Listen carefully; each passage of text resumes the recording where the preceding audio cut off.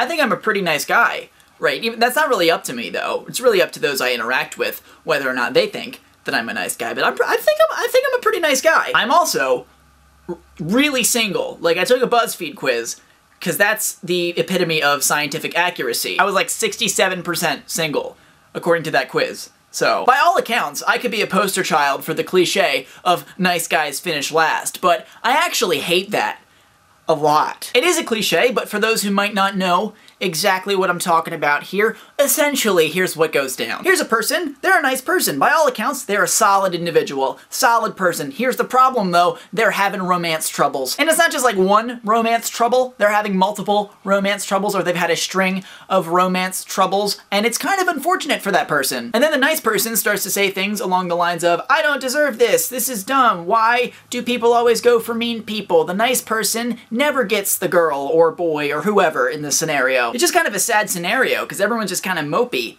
about the situation. And mopey is not a fun place to be. What happens to me when I'm viewing this scenario, or I'm tempted to go down that road myself, is I ask a question. It's a seemingly simple question, but it involves a whole lot of moving parts, right? The question is, why do we do nice things? When we were small children, this was a very easily answered question, because when you're a small child, essentially you do nice things so that you get things in return. For example, my mother used to award me 7-Eleven Slurpees for behaving well and treating other people nicely, and in general just succeeding at being a small child and being a nice person. This method definitely works in getting kids used to the idea of treating other people kindly, but here's the thing, that's also like how animal trainers train animals. That isn't necessarily a bad thing, it works, it's effective, but here's the thing, at some point you gotta grow up and kind of move past that mentality. When you say things like, nice guys finish last, or you complain about not deserving this based on the type of person you are, you kind of fall back into that mindset, like the things that you do, the nice things that you do, the niceness of your being, somehow is deserving of romantic success. That isn't really how the world works. It's a bit unfortunate. It would be really simple if the world worked that way, but it doesn't work that way. In the same way that hard work isn't necessarily a guarantee of success, being a nice person isn't necessarily a guarantee of happiness.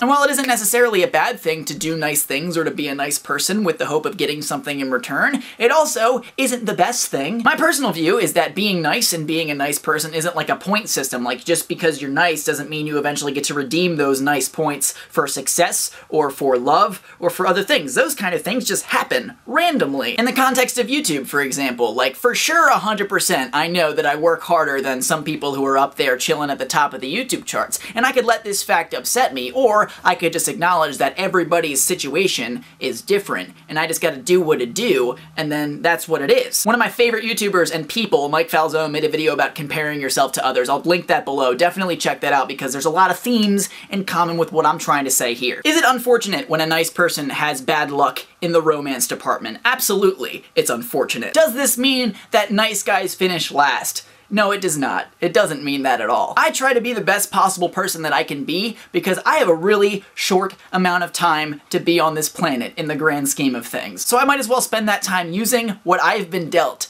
to be the best possible person and to do the best possible things that I can while I'm here. I can spend my time moping about the unfortunate string of romantic failures that has been my life for the past year and a half, or I could use it to do some good stuff. It's like anything in life. When bad things happen to you, you can either let that thing consume you completely, or you could take that thing, experience it, learn something from it, and then create something out of it. So to answer the question, do nice guys finish last? I think you gotta go on a more individual, personal level. Because if you're a person who thinks that life is about finishing first or last, then you've seriously got some thinking to do. That's all I gotta say about that.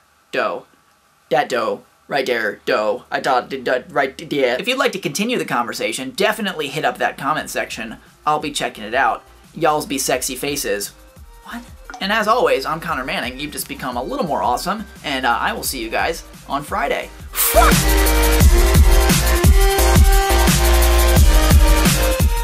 Checking my text. Checking my text. It's actually an email, not a text. Same noise, different thing. Very different. But like, same noise, so same idea.